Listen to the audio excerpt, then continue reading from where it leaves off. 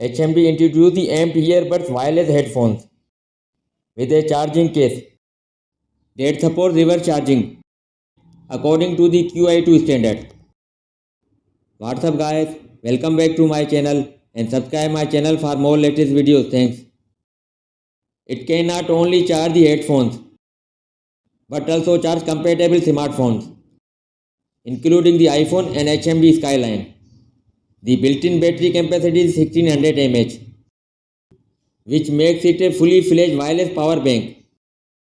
The case supports work even with phone in the protective cases with a magnetic ring, which guarantees compatibility with the most devices that have wireless charging.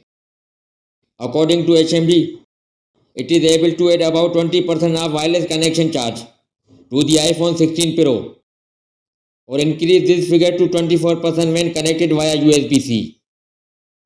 The design of the headphone is unique by a thickened leg with a width of 40 mm and a hinge system that provides convenient storage and charging.